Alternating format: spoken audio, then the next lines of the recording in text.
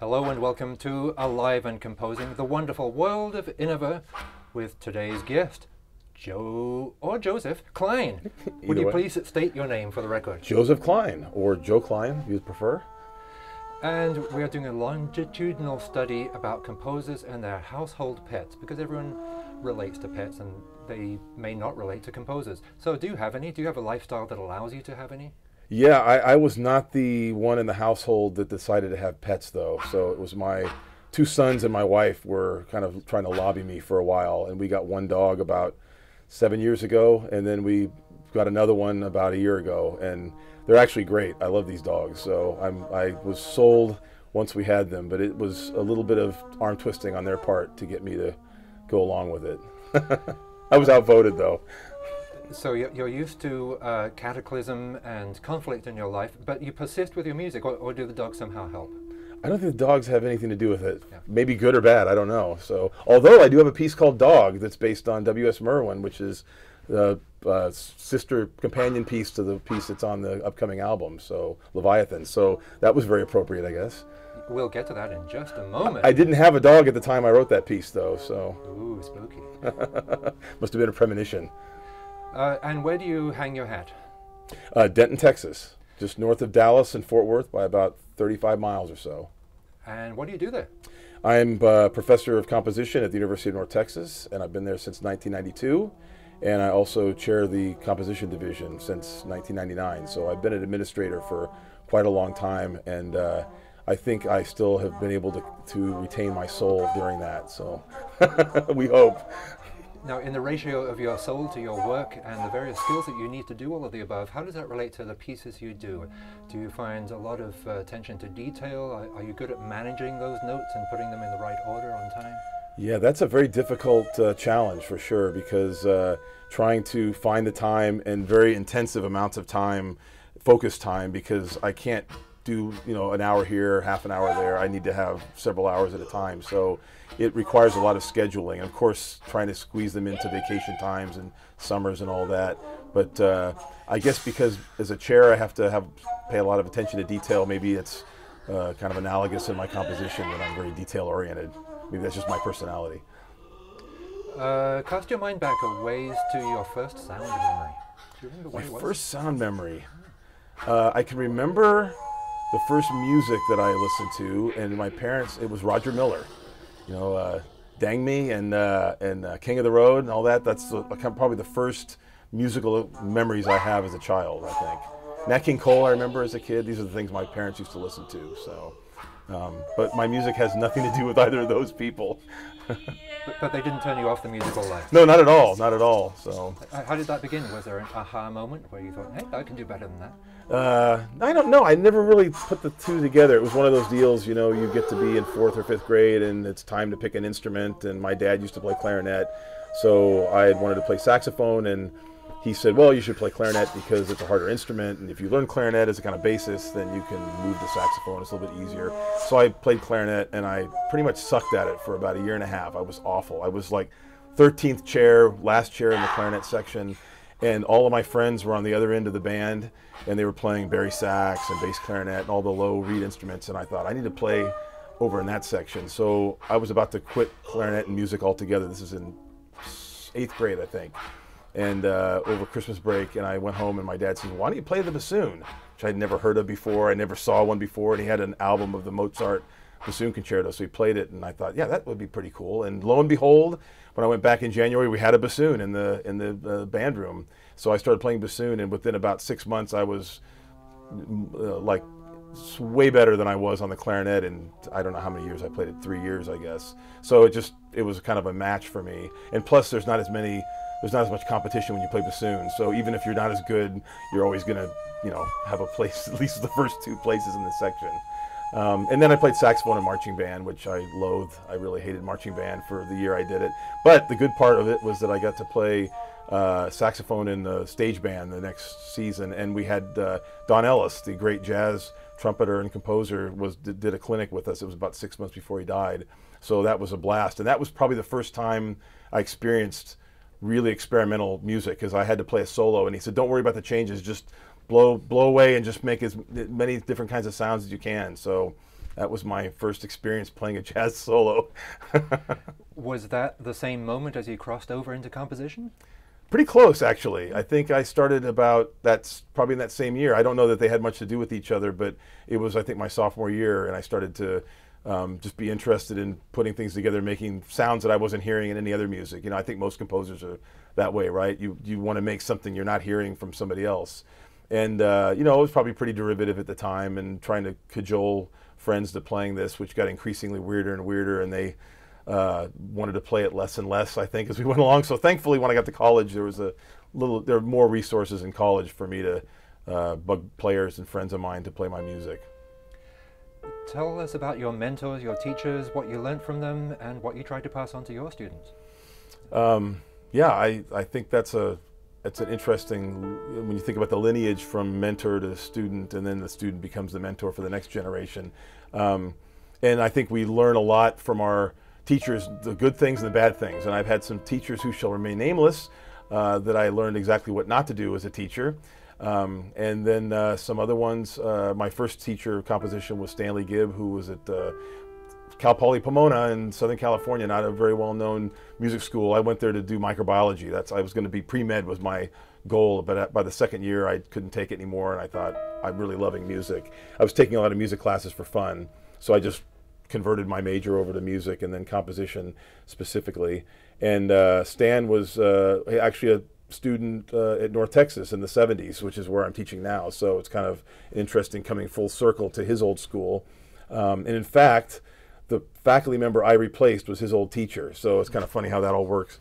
Then at UC San Diego, I got my master's, and I studied with Roger Reynolds, who was probably the most influential teacher I had there. And I wasn't even going there with the intention of studying with him, but just his mind is just amazing, and he's, you know, it's just I really enjoy his music and the detail. He has so much attention to detail, and the other thing about him is that I admire is that he's a very busy man, you know, traveling all the time, dealing with performances all over, and he always made up his lessons. He would never miss a lesson. If he missed a lesson, he would always make it up. He was never, you know, never shirked that responsibility. So I really had a lot of admiration for him. And then I studied with Robert Erickson, was my thesis advisor, who was also influential. Mostly his interest in timbre and rhythm, and did some interesting things with notation as well. And then at Indiana, I studied with Harvey Solberger, was my main teacher. I actually went there to study with Harvey after he came to UC San Diego as a guest. And then my last year, when I was going to defend my dissertation, he ended up getting hired at UC San Diego, so we kind of had swapped places. So I studied with Claude Baker after that, and both teachers were great. And Gene O'Brien was another one of my teachers there. They were all fantastic. So I was kind of the conservative guy at UCSD, because of their, you know, kind of being so far out on the spectrum, and I was the crazy guy at Indiana. So I don't think I changed much in that period, but I went from being on one extreme to another just based on the basic aesthetics of the two schools. Was there a particular work of art, a book, a painting, a poem, or even a performance that you can recall that really changed your life? Yeah, boy, probably a lot of that changed my life, though. That's really tough. Definitely Rite of Spring was one of those ones that just kind of blew my mind when I first heard it. I think a lot of people think that. The Don Ellis experience that I had in high school, I didn't appreciate it as much when it happened, but in retrospect, I've looked back on that a lot, and I kind of, it's one of those days I would love to be able to relive, because I don't think I appreciate it as much as I would now, and I just would love to be able to relive that entire day and pay attention to everything that was going on. I think that was a big experience. Again, it's weird that it came out kind of retroactively, that I would have appreciated it. Poetry, Alice Fulton is a friend of mine. She teaches at Cornell, and she was a student of A.R. Ammons, and her work I've just been really influenced by. When I first read one of her books of poetry, I went out and I had to get every other book and just read through it. I've set a few of her poems, and some of them are on the album coming up, and I've used titles of her or lines in her poems for titles for pieces, which is great, because, you know, composers have so much trouble coming up with titles. So it's great when you can rip off someone who works with words and get good titles that way. So, and that her poetry has really moved me a lot, because I think it speaks to me the same way that I'm trying to, you know, do in my music. I'm trying to do some of the same things I feel like she does in her poetry. You write a lot for virtuoso performers who really know what they're doing. What's your relationship with them? Do you try and challenge them to do the things that they know how to do well, or to pull the rug out from underneath them and help them learn more Klein? Yeah, you know, most of them already are pretty experienced in this, so I don't feel like I can really push them beyond the limits. Although there have been some cases where they've had some parts that have been, you know, marginally impossible, and then once they were, for example, the guitar duo on the album is. There were parts of it that were written that were intentionally impossible to play, and they performed it so many times that they actually learned how to play it. So the aspect of the piece that's supposed to look like they're falling apart didn't happen anymore, you know. But I think that part of it is with working with virtuoso performers, or especially, I guess specifically specialists in new music, is that you know they're committed to the work. You know that they believe in it as much as you do, and they're going to give it their 100% of their time. And I've worked with so many performers, you know, either directing ensembles or putting ad hoc groups together that just don't care enough about it, or don't have the commitment, or they feel like they're doing you a big favor. And frankly, I'm getting to the point in my life where I get tired of writing pieces that nobody is interested in, you know, or that certain people you feel like would twist their arms. So I'd much rather write pieces for my friends that I know will be interested in it, will play the hell out of them, basically. Does that extend to audiences? Is there a particular frame of mind you'd like your listeners to attend to your music with? Yeah, I don't think, you know, I always find this funny, and that people talk about writing for an audience, which I find when you have more than one person, it's impossible, right? I mean, because I don't think you can win by writing for an audience. I think it was Stephen Stuckey had an article that said that you need to please yourself first. You need to be the harshest critic, and if you're happy, then the audiences, you know, they'll either come along or they won't, but you can't try to please them. And I feel like my only expectation for the audience is just to be open-minded about it. You know, just try to open your mind and expect something that doesn't fit the norm that you've heard, or, you know, that you've gotten used to or been conditioned to hear as, you know, music. And I think that actually some of the experiences that have worked well have been when I've had a chance to talk to an audience ahead of time, and, you know, do a little pre-concert talk, even if it's, you know, 5 minutes or something, or 3 minutes, and just to give them enough information to make them realize that I'm not trying to make them feel dumb. I'm not trying to, you know, go over their head or anything like that. I'm not trying to be esoteric or anything, or elitist or any of that. I'm interested in certain sounds, and I like to let them know what they should be listening for. And it almost always, I get people coming up afterwards and say, "Oh, I'm so glad you talked about it, because I knew how to listen to it, and I could hear the things you were talking about." Because I don't really think that the music that I write is that difficult if you just go approach it the right way. And I think even a lay audience member could understand it. You've given us hints now that you've got an innova album coming out. That was unintentional. That's all right, but it's true. What's it called? What's it about? Improbable Encounters. And the title I came up with because it's kind of a hodgepodge of pieces, and I didn't know, I was trying to come up with a theme, and the actual theme is just that these are bizarre kind of juxtapositions of pieces to put together. I mean, they kind of don't have a theme. And there's also a lot of other things in the album that are kind of dealing with unusual encounters or bizarre encounters within the pieces themselves.